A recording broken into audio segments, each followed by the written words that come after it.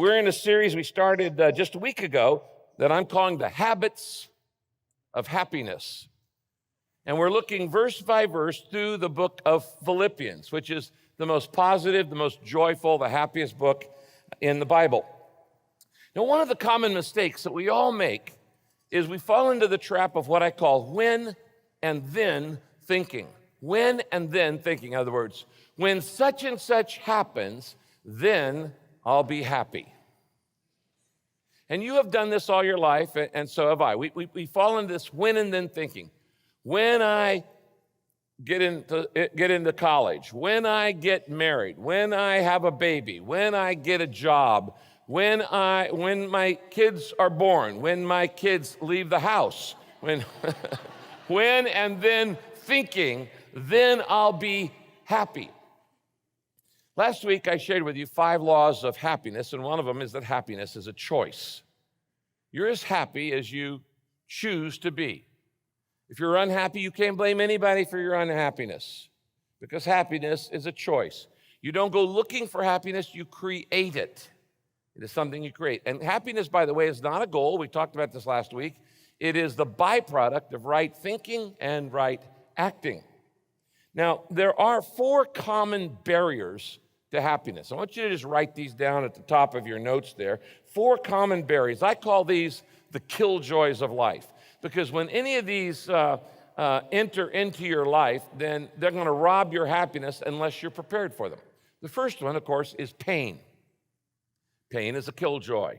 It's hard to be happy and in pain at the same time. This morning, Kay and I were moving some Christmas boxes out of the attic down to the garage, which we had just remodeled a little bit. And as she stepped down the stairs, she fell over backwards. Yeah, and really hurt herself. And for the next hour, she was in major pain. There's no way she was going to be happy while she was in pain. And I was getting ice packs and things like that. And pain is a killjoy. But there's another one, and you're familiar with this one too. I call it picky people. Picky people. People of all kinds, actually, can cause you to lose your joy. They can be irritating, they can be demanding, they can be uncooperative, they can be arrogant. People are a common killjoy in life. Number 3, pressure. Pressure can cause you to lose your happiness. And you can have pressure from within yourself, or you can have it around you. It can be internal or it can be external. And then number 4, and one you're all familiar with, of course, is problems. Problems. And there are all kinds of problems. So pain, people, pressures, and problems all are what I call the killjoys. Now, in Philippians chapter 1, verses 12 down to about verse 30 or so, Paul talks about all 4 of these killjoys. And we have an example of how to be happy no matter what's going on in your life. Now, I want to remind you that Paul, when he writes this book, the happiest book, he's in prison. He's in prison in Rome. In fact, the last 4 years of Paul's life had gone like this before he wrote this happiest book in the Bible. He spent 2 years in jail in Caesarea on false charges. 2 years in jail for false charges. Then he is sent on the way to Rome, and he is shipwrecked in the Mediterranean Ocean on the way to Rome, and he ends up on a desert island in the Mediterranean, and he's stranded there for a while with some people, and while he's there are some snakes, poisonous snakes on that island. He actually gets bit by a snake while he's there. Then he's imprisoned again for another 2 years in Rome with a guard chained to him 24 hours a day. So he has no privacy at all.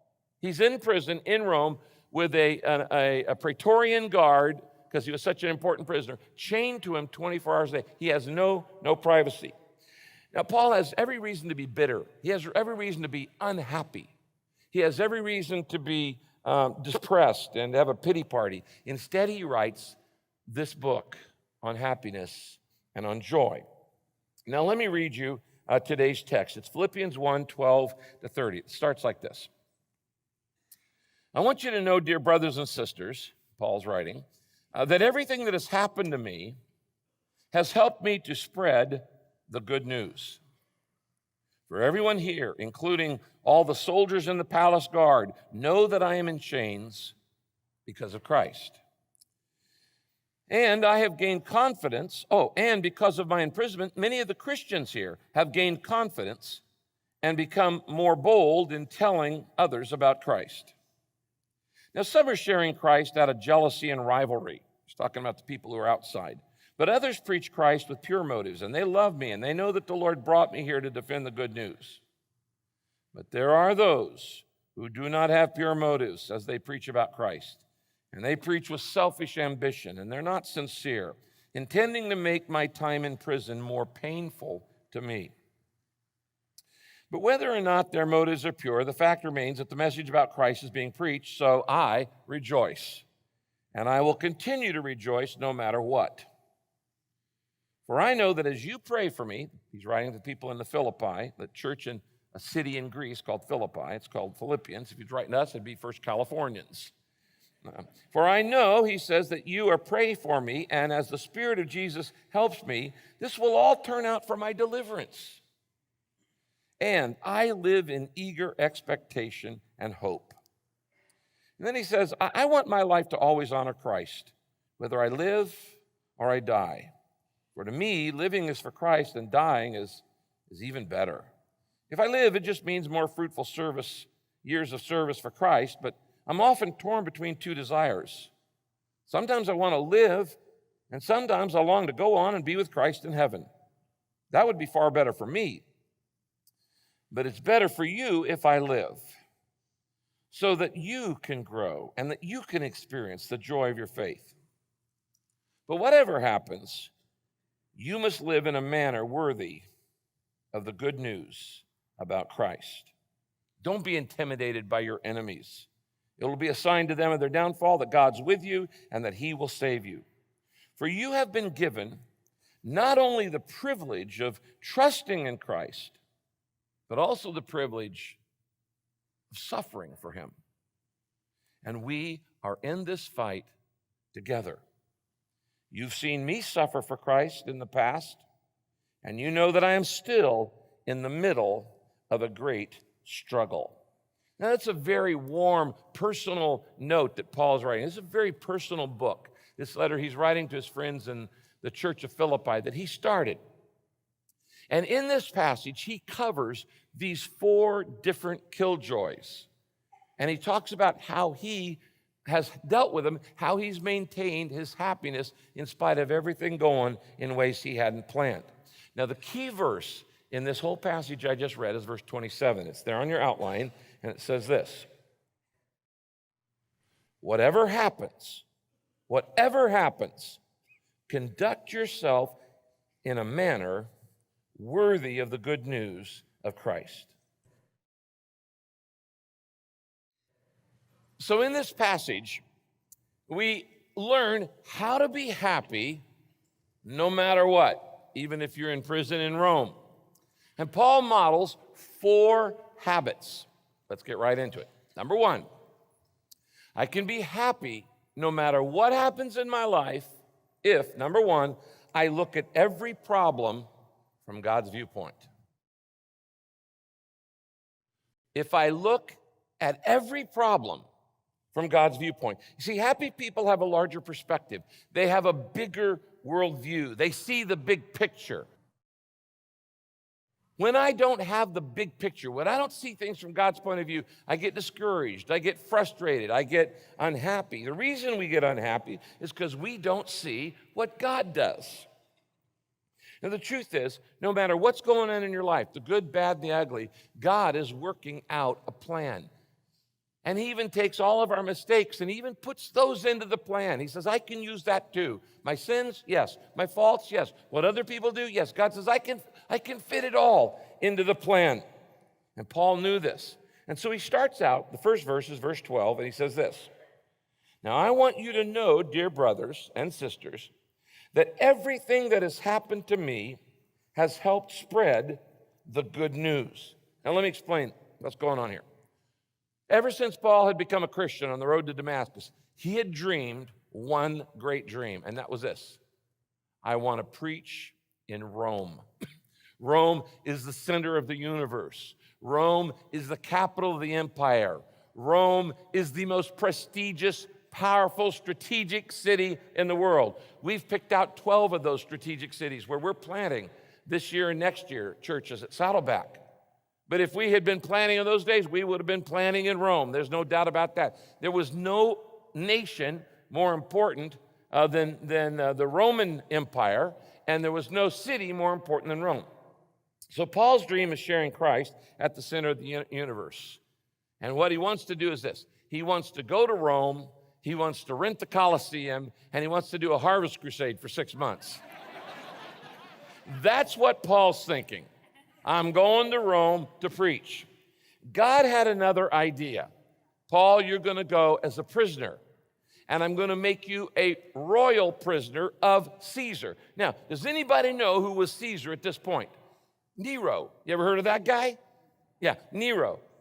About as wicked and as bad as you can get. So Rome, Paul is a prisoner of Nero.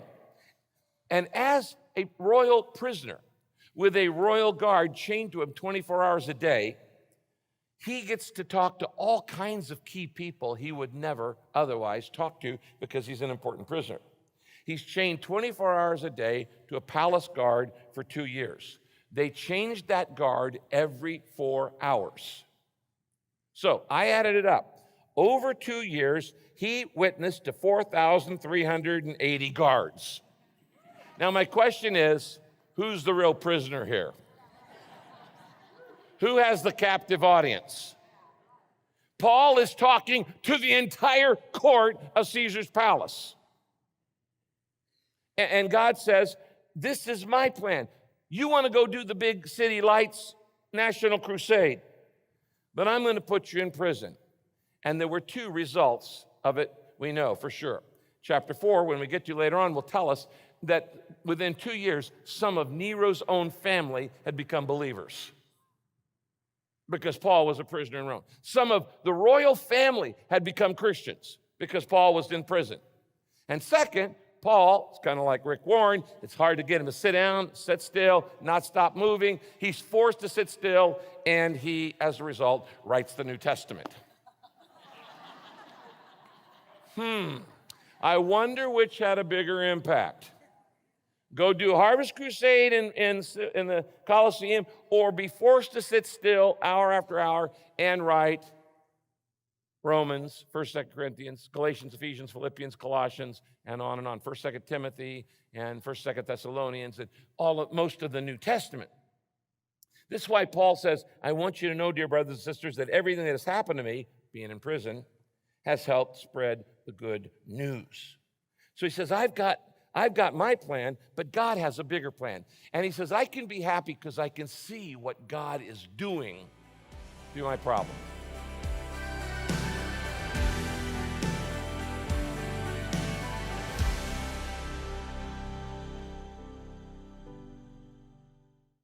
If you are enjoying learning about the habits of happiness and want to go deeper into this study with Pastor Rick, I have some great news for you. Pastor Rick's brand new Habits of Happiness guided experience book is available to you right now.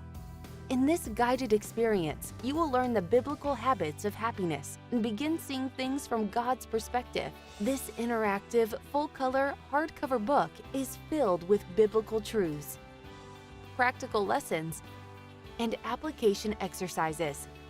It's a comprehensive study tool that will help you grow spiritually. The Habits of Happiness guided experience is available only through Daily Hope. Your gift to Daily Hope helps us share the hope of Christ with people around the world. When you give a gift today, your gift will be doubled by the matching grant up to $50,000.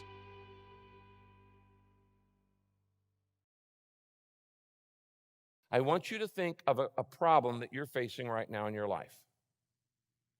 Okay? Think of a problem that you're facing in your life, and I want us to bow our heads for 30 seconds, okay? Just bow your head, and I want you to say these words in your heart. God, Help me to see this problem from your perspective. Help me to see this problem with eyes of faith. Amen. Now, anytime you have a problem and it's starting to get you down, you're starting to be unhappy, you need to do what Paul does. Learn to see it from God's point of view. What is God doing here? What's the bigger picture? What's the bigger perspective? And then you'll be able to face the problem in faith. And when you face the problem in faith, two things will happen. Write these down. First, it's a witness to unbelievers.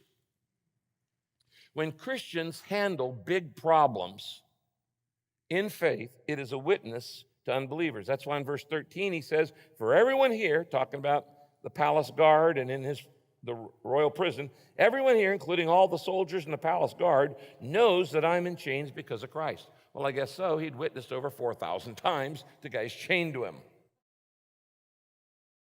It's a witness to unbelievers. Number two, it's an encouragement to believers. Verse 14, he says this, and because of my imprisonment, many of the Christians here have gained confidence, those in Rome, and they've become more bold in telling others about Christ. It's a witness to unbelievers. It's an encouragement to believers. Have you ever thought that God might want to use the problem you're going through right now for the very same reason? You know, since Matthew died, both of these have been true in my life. It has been a witness to unbelievers. It's been an encouragement to believers. Why? Because Kay and I looked at the problem from God's perspective, not our own, and we faced it in faith. This week, the story went out in People magazine. I never imagined in my lifetime that I would ever be on People magazine. I mean, I know I'm that good looking, but I never imagined in my lifetime that I would be in People, on the cover of People magazine. So how many people have heard the gospel since Matthew died? Millions. Millions. Because of all of the stories and the interviews and the CNN and all that. Millions have heard the good news. And I could say, like Paul, I want you to know, friends, that all that has happened to me has worked out for the furthering of the good news. Have you ever thought that that might be true in the problem in your life? If you will look at it from that way, it's going to change your perspective in a major way. All right, number two, second habit. I can be habit no matter what happens if I never let others control my attitude. And this is a good example of Paul gives us right here in this passage.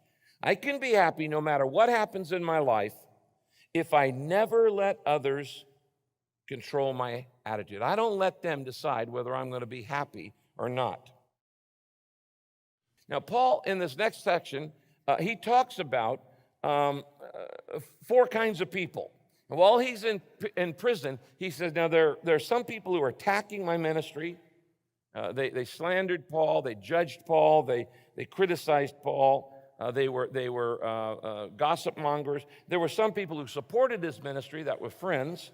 There were some who competed with his ministry. They're trying to kick him while he's down.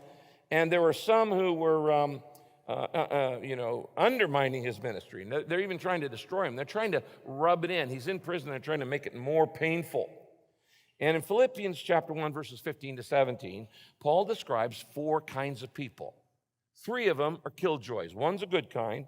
And he says, there are 4 kinds of people in my life. There are critics, who are slandering me and who are creating all kinds of controversy. There are comrades, that's my friends. There are competitors who are preaching Christ out of rivalry. And he said there are conspirators who just want to make my problem worse. They want to rub it in. They want to kick me while I'm down, while I'm in prison. They're my enemies. Now notice these verses there on your outline. First verse, this is verse 15, talking about critics. He says, it is true that some preach Christ because they are jealous and quarrelsome. Circle the word quarrelsome. That word in Greek is the word eris, E-R-I-S, and it means they love to argue. Have you ever met anybody like that? They love to argue. They love conflict. They enjoy creating controversy. They enjoy getting into a cat fight. These people are contentious. They are divisive. They are critical. Have you ever heard a radio preacher like that? They're out there. Have you ever read a blogger or saw somebody on social media who was contentious and critical of somebody's ministry or this or that? If you haven't, just go to my website and you'll find hundreds. There'll be plenty. Now notice that here, he says they're jealous and they're quarrelsome. Notice that the critic's motive is usually jealousy. When people criticize something, they usually are jealous of it. But what he's saying here is, he says, I have to deal with these people. And would you agree that few things could rob your happiness faster than being criticized? When you're criticized at work, or you're criticized by friends, or you're criticized by neighbors, your stomach starts churning. Why? Because we all want to be loved. We all want to be approved. We want everybody to like us. Let me give you a little happiness hint, one of those little HHs. You might write this down. I don't need other people's approval to be happy. I don't need other people's approval. I don't need other people's permission to be happy. You're as happy as you choose to be. If they're unhappy, that's their choice. But you don't have to depend on other people's approval in order to be happy. And if you haven't got it now, you're probably not going to get it. And you're going to be miserable if you try to live for the approval of everybody else. Paul is modeling here, never let others control your attitude. And some of these people, they're just jealous, and they're quarrelsome, and they're cranky, and they criticize everything I do in my ministry. And then in the next verse, verse 16, he talks about the good guys. These are his friends. These are his comrades. He says, others preach Christ from genuine goodwill, and they do so out of love. That's the real reason we share the good news, out of love. And they know that God has given me the work of defending the gospel. So he says, those people bring me joy, obviously. Then in verse 17, he talks about another killjoy, competitors. He says, others preach Christ insincerely from a spirit of selfish ambition. Circle the phrase selfish ambition. He said, I hate to say this, but they're actually people in ministry.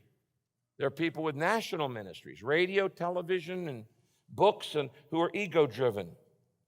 And how do you know when somebody's ego-driven? They put other people down all the time to build themselves up. That's when you know somebody's ministering in selfish ambition. They feel compelled to put other people down in order to build themselves up. Now, you're not a preacher, but if you're in any kind of business, you have competitors. And if you don't deal with this, competitors will rob your happiness. And you'll look at what they're doing. You can have competition over the color of your lawn. Neighbor's yard's greener. We better get ours going. You can have competition over the car you drive. You can have competition over your kids. My kid was student of the month at Folsom Prison. And that's competition. My kid, and I'm so proud. You can compete over hairstyles. You can compete over shoes. Don't look at people right now, but that's true. That's true. And if you don't deal with this, you're going to be unhappy a lot of your life, because critics will rob your happiness and competitors will rob your happiness. And Paul says, you know what? Even in the ministry, there are competitors. And they're selfishly, ambitiously, and insincerely preaching the good news. And then in the second part of verse 17, he talks about conspirators or enemies. These are people who just want to mess him up. He says, other people just want to stir up more trouble for me. And they want to add to my pain while I'm in prison. I did a whole series on this, remember, called The Crazy Makers. Remember that one? Crazy Makers. There are troublemakers, there are crazy makers, and they will rob your happiness unless you know how to deal with them.